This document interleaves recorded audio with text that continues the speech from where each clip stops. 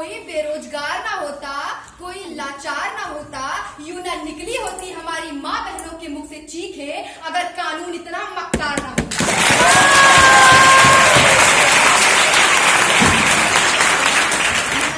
मैं साक्षी मिश्रा, BA द्वितीय वर्ष की छात्रा। आज इस सदन के विषय सामाजिक समस्याओं का निदान कानून से ही संभव है, इसके विपक्ष में मैं अपने मत रखना चाहती हूँ। महोदय, सामाजिक समस्याएं कोई आज से ही उत्पन्न नहीं है, बल्कि बहुत लंबे काल से चली आ रही हैं और इन सामाजिक समस्याओं का निदान कानून से ही संभव नहीं। हर व्यक्ति के पास नैतिक प्रज्ञा है। महोदय, सामाजिक समस्या एक ऐसा मुद्दा है जिसमें जितनी बात कही जाए उतनी कम है। हमारे समाज में अनेक ऐसी समस्याएं हैं जैसे दहेज प्रथा, बाल श्रमिक, बेरोजगारी, नशाखोरी, महिला उत्पीड़न, बलात्कार, जिनका निवारण हमारा कानून आज तक नहीं कर पाया है। अध्यक्ष महोदय, जहाँ एक तरफ यह कहा जाता है कि हमारा आज का युवा कल का भविष्य है, वहीं दूसरी ओर वही युवा नशाखोरी का शिकार हो रहा है और आपका कानून आबकारी विभाग को बढ़ावा देने में लगा है।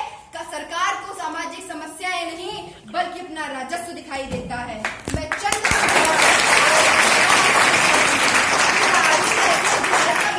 आखिर बंद कराए कौन, दारू जैसे जहर का बिकना आखिर बंद कराए कौन, जब हर ठेके पर यही लिखा है ये ठेका सरकारी।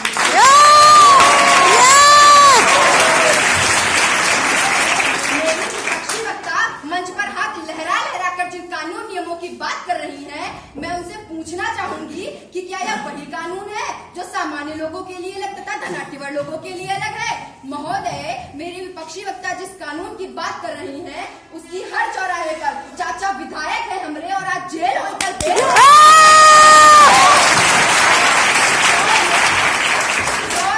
सभी सामाजिक समस्याओं का निदान कानून से संभव हो जाए तो या तो वही बात हो गई कि सांप भी मर जाए और लाठी भी ना टूटे।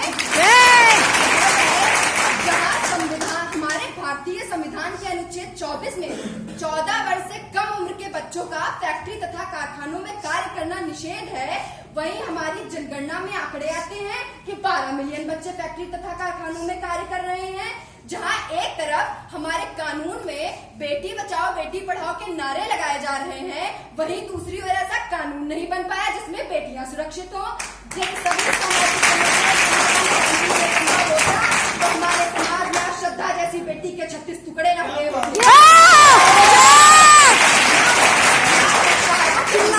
न हकदारों के लिए, न बेचारों के लिए, न हकदारों के लिए इस देश का कानून है तो बस हत्यारों के लिए।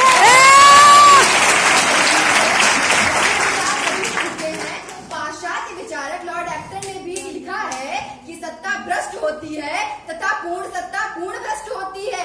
भ्रष्टाचार तो कानून की जीवात्मा है, इससे समाज का हित हो ही नहीं सकता, क्योंकि इसी समाज में कानून ने कभी अत्याचारी बनकर, तो कभी अबलाओं की इज्जत के साथ खिलवाड़ बनकर, तो कभी हिंदू मुस्लिम दंगे करवाकर, तो कभी उत्तर कोरिया के तानाशाह किम जोंग के जैसे अत्याचारी बनकर हमारे समाज पे कुठाराघात किया है।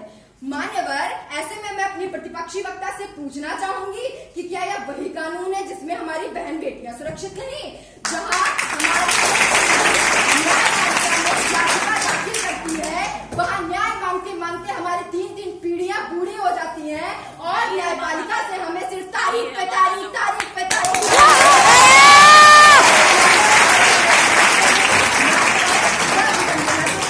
हमारी विपक्षी वक्ता ने तो उस बुद्धिमान सदन तक को भ्रमित कर दिया है, परंतु चीखने व चिल्लाने से क्या हो सकता है सामाजिक समस्याओं का निदान? नहीं महोदय, सामाजिक समस्याओं का निदान तो तब होगा जब ऐसा कानून आएगा जो गरीब को गरीब, अमीर को अमीर और अपराधी को अपराधी समझेगा।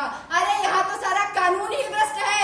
जिस राष्ट्र की संसद ठीक कानून नहीं बना सकती, न्यायपालिका निष्पक्ष न्याय नहीं दे सकती, मंत्रिमंडल अपने कार्यों का निर्वहन नहीं कर सकता, वहाँ सामाजिक समस्याओं का निदान हो ही नहीं।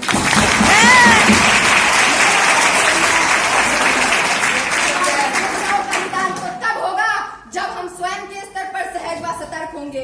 कानून किसी भी समस्या का त्वरित निदान हो सकता है, लेकिन स्थायी निदान हमारे नैतिक सरोकार, हमारे सामाजिक व्यवहार से ही संभव है। मैं अपनी वाणी को विराम देते हुए कुछ पंक्तियां कहना चाहूंगी। ये जुल्मो सियासत कहाँ तक सहेंगे, जहर दे दो मुझको मगर सच कहेंगे। ये जुल्मो सियासत कहाँ तक सहेंगे, जहर दे दो मुझको मगर सच कहेंगे। कानून से समस्याओं का निदान संभव है, ये नारा लगाना छोड़ दो, वरना न तुम ही रहोगे न हम